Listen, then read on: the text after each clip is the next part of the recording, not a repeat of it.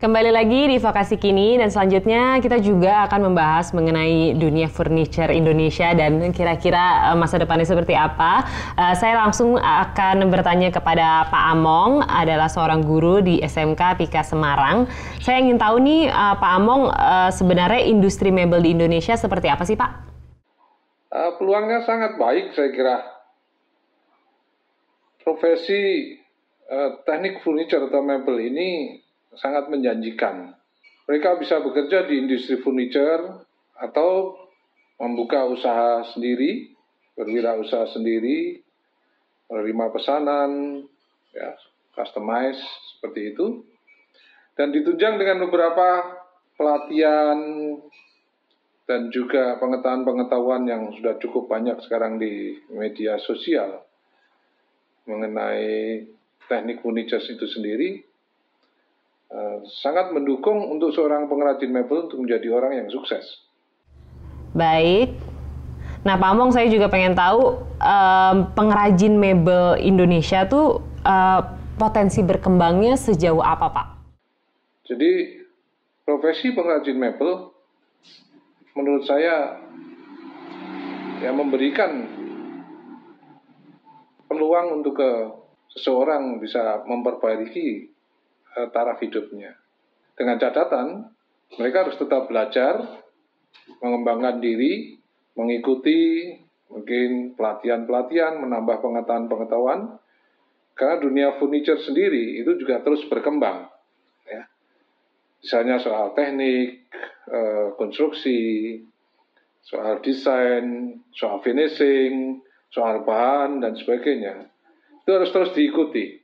Maka seorang pengrajin mebel yang mau belajar dan ditunjang dengan sekarang era digitalisasi yang katakan bisa mendukung untuk mempromosikan produk-produk yang dibuat dengan cara virtual, itu memberikan peluang pada profesi pengrajin mebel ini untuk menjadi salah satu pilihan hidup ya, yang sukses, bisa sukses. Baik, itu tadi jawaban dari Pak Among. Cukup menjanjikan ya dunia furniture Indonesia. Tapi kembali lagi ke Pak Budi, saya juga pengen tahu nih Pak mengenai tadi Bapak sempat singgung mengenai sertifikasi yang dibutuhkan oleh semua yang mau masuk ke dalam industri membatik di Indonesia. Tapi kalau misalnya kita bicara mengenai peluang bekerja di industri fashion Indonesia, terutama di batik tuh sebesar apa sih Pak? Ya, kalau bicara dunia kerja kan sebenarnya gini, mereka pada saat lulus kan mengantongi ijazah kan. Nah, pada saat mereka sudah punya keahlian, tadi saya bilang ada profesi batik, dia sebagai pewarnanya atau pembuat motifnya atau bahkan membuat apa yang menyantingnya, itu kita lakukan sertifikasi berdasarkan kemampuan mereka itu, kompetensi mereka di mana. Nah, kalau mereka sudah mengantongi itu, sebetulnya lebih mudah buat masuk ke dunia usaha. Kalaupun tidak masuk dunia usaha, saya juga mengajarkan mereka untuk membangun bisnis sendiri, wira swasta di batik, entrepreneurship, karena mereka tahu prosesnya, mereka sudah pegang sertifikat profesinya. Nah, kita bangun bisnis batik yuk. Karena dengan membangun bisnis batik tentunya mereka akan butuh pembatik-pembatik yang banyak. Nah, itulah yang saya dorong supaya lahirlah pembatik-pembatik baru di kalangan generasi muda atau generasi milenial. Oke, jadi ekosistemnya tuh dibuat, berjalan, jadi saling bertautan gitu ya, ekonominya bisa berjalan di situ. Makanya kita juga buat komunitas itu ada edukasinya, ada pengrajinnya, ada gerainya, ada investasinya, ada milenialnya. Ada milenialnya, itu yang harus digandeng gitu ya Pak ya. Oke, tapi kembali lagi saya ingin tahu dari Mbak Fitria, kalau ada generasi muda nih yang juga ingin berkembang menjadi seorang desainer, kemampuan apa sih yang dibutuhkan dan mungkin nggak ada tips and triknya dari kamu? Ya, pokoknya jangan malas dan jangan sampai ragu untuk memulai hal baru dengan potensi kita gitu. Jangan bosan-bosan lah pokoknya gitu sama dunia fashion. Jangan bosan-bosan sama dunia fashion ya, karena pastinya terus berkembang.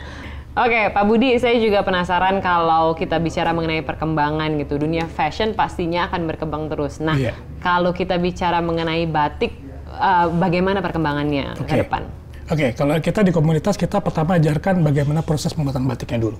Setelah mereka tahu prosesnya, kita sertifikasi sebagai kemampuan kompetensinya, supaya dia punya pengakuan dari negara untuk sebagai kompetensi sebagai bidang apa. Nah, setelah mereka tahu, saya challenge mereka untuk apa? Membuat tadi bisnis batik.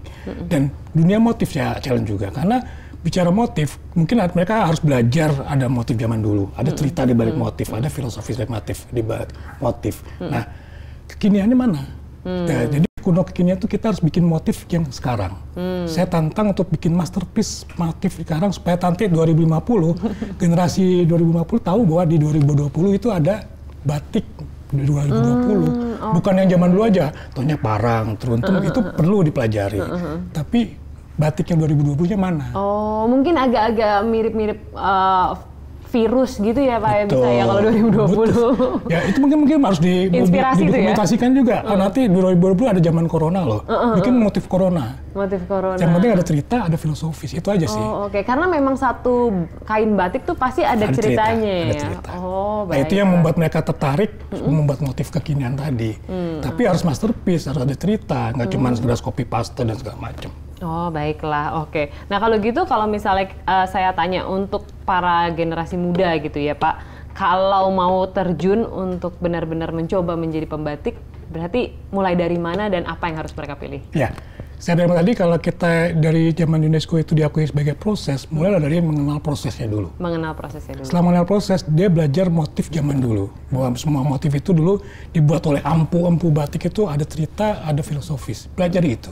Nah, ketiga, setelah mereka punya itu, dibuatlah semacam apa tadi, wira swasta. Membuat bisnis batik, membangun bisnis batik. Nah, di situ nanti akan lahir motif-motif baru kekinian dari mereka. Mereka senang apa hari ini? Tuangkan dalam bentuk kain, dalam bentuk cerita, dalam bentuk motif. Saya insya Allah yakin itu akan langgeng sampai 2040-2050 karena ada cerita di situ. Ada cerita di situ. Kalau ada cerita di situ, pastinya apa ya, banyak yang ingin mendengarkan, banyak yang ingin tahu mengenai cerita itu.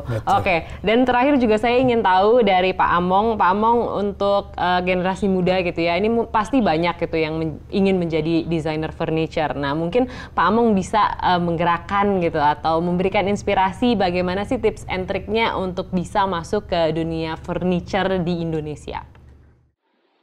Terima kasih Mbak Sanas untuk menjawab pertanyaan ini mengenai trik dan tips ya, bagi kaum muda yang tertarik atau ingin belajar tentang teknik furniture atau mau masuk dunia teknik furniture dan desain furniture.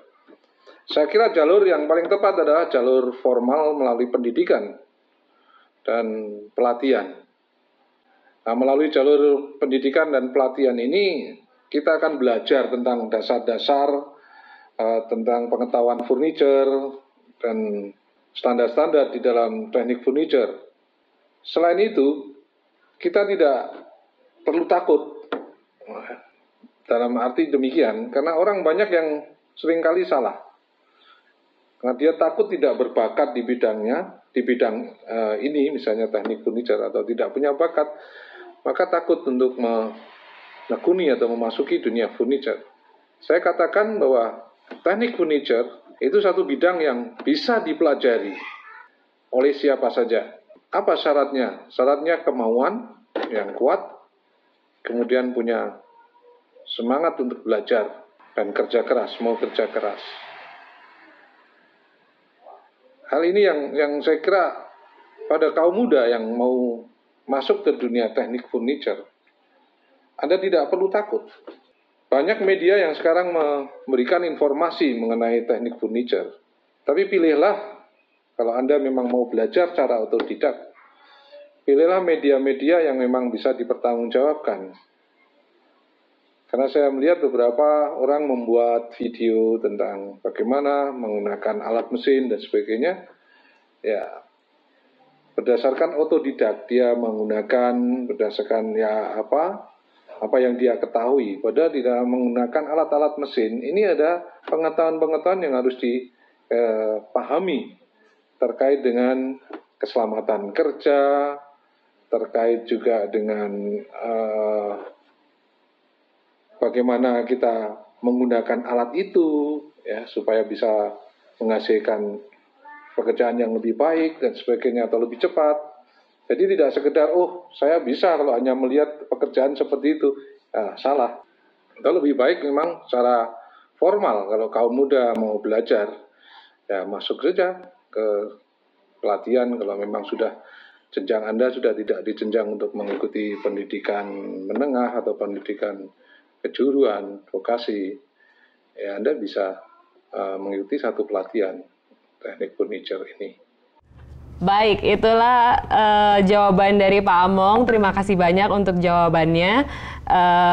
Dan kalau bisa kita highlightkan tadi kurang lebih dari apa yang kita bicarakan mengenai fashion dan juga mengenai furniture, itu memang diperlukan minat terlebih dahulu ya Pak Budi ya. Dan kemudian setelah minat itu berkembang, kemudian kita harus mempelajari, kalau dari batik kita harus mempelajari bagaimana proses pembuatannya ya Pak. Betul. Proses pembuatannya seperti apa, cerita di belakangnya seperti apa, dan kemudian nantinya dibiasakan juga untuk selalu memasukkan batik ke dalam unsur kehidupan kita sehari-hari ya nggak sih Pak? Betul. Jadi nggak perlu lagi nih malu kalau misalnya mau ke mall atau mau nongkrong di kafe pakai batik. Dari kondangan juga boleh gitu ya Pak? Bisa.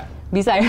Yang penting pelajari motifnya. Kadang-kadang orang suka salah pakai motif loh. Oh gitu? Iya. Emang ada ciri khasnya ya Pak ya? Kadang-kadang saya suka agak sedih melihat dipakai kondangan tapi itu sebenarnya motifnya bukan buat kondangan. Oh gitu. Tunggu, kalau buat kondangan yang mana Pak? Ya, yang biasa yang sido itu pasti buat undangan, sido motif, sido apa gitu. Teruntung masih bisa. Karena ya hati-hati nih kalau bicara filosofis motif ini, ada motif yang untuk nutup jenazah. Oh gitu. Iya. Oke, jadi jangan sampai dipakai buat kondangan. Iya, jadi dihindarin. Pokoknya kalau kita mau pakai kita harus tahu itu untuk apa ya Pak ya. Baiklah.